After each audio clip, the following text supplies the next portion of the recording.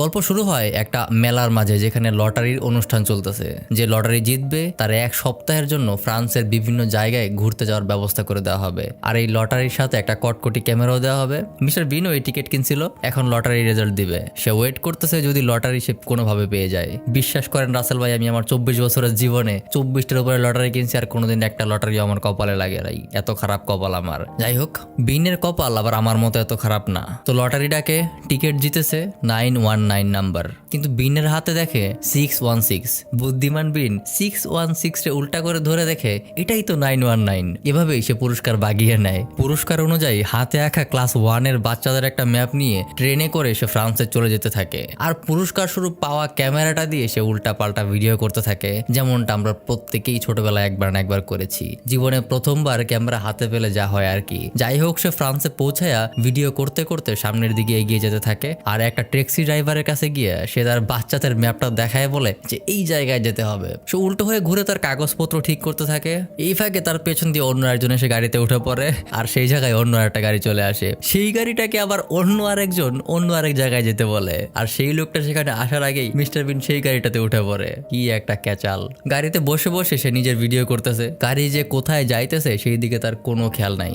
সে অবশ্য ফ্রান্সের কিছু চেনেও না। ড্রাইভার আবার তাকে আগের লোকের বলা ঠিকানা মতোই তাকে নামিয়ে দিয়ে চলে যায়। বিন তো কিছুই বুঝে উঠতে পারে না। আরে বললাম কই আর নামাইলো কই, এখন তো মহা মুশকিল। সে তো ফ্রান্সের ভাষা বোঝে না। সে একটা লোককে ধরে ইশারায় তাকে তার যাওয়ার জায়গাটা বোঝানোর চেষ্টা করে।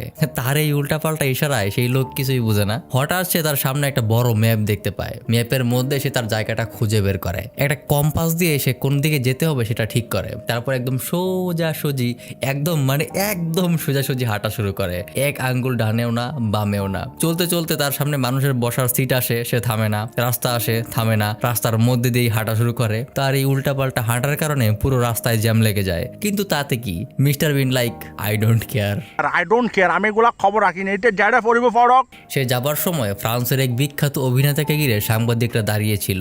ওই আরে, এটা তো দেখি স্পাইডারম্যানের ভিলেনটা। যাই হোক, বিন তার সামনে দিয়ে যাওয়ার কারণে তার প্রত্যেকটা ছবির এই দশা হয়।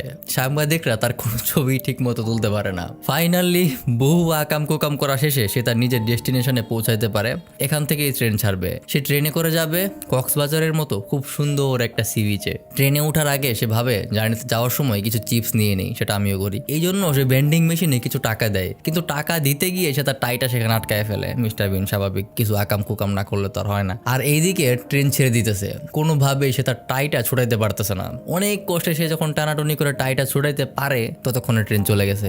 এখন পরের ট্রেন আসতে আরো অনেকক্ষণ দেরি। কি এতক্ষণ কি করবে? পাশে একটা রেস্টুরেন্ট দেখে সে ভাবে আচ্ছা ঠিক আছে, কিছু খাওয়া দাওয়া করে নাই, পরের ট্রেন আসুক। রেস্টুরেন্টে যেতেই একজন ওয়েটার তাকে টেনে নিয়ে গিয়ে টেবিলে বসিয়ে দেয়। বিন মেনু হাতে নিয়ে দেখে সবকিছুই ফ্রান্সের ভাষায় লেখা। এই ডিজাইন করার লেখা দেখে সে কিছুই বুঝতে পারে না। ওয়েটার বলে, স্যার আপনার জন্য আমরা সি ফুড অনেক ভালো হবে, সি ফুড নিয়ে আসবো। সে তো কিছুই বুঝে না, সে জাস্ট মাথা ঝাঁকায়। একটু পরেই সে ওয়েটারটা একটা বিশাল প্লেটে করে কিছু চিংড়ি মাছ আর শামুক নিয়ে আসে। সি ফুড মানে যে এইগুলা, বিন তো এটা জানতো না। সে ভাবছিল সি ফুড মানে হয়তো অন্য কোনো খাবার হবে। কি আর করা, অর্ডার যখন করছে খেতে তো হবেই। শামুকটা হাতে নিয়ে সে চিন্তা করে এটা সে খাবে কেমনে, এটা কেমনে খায়।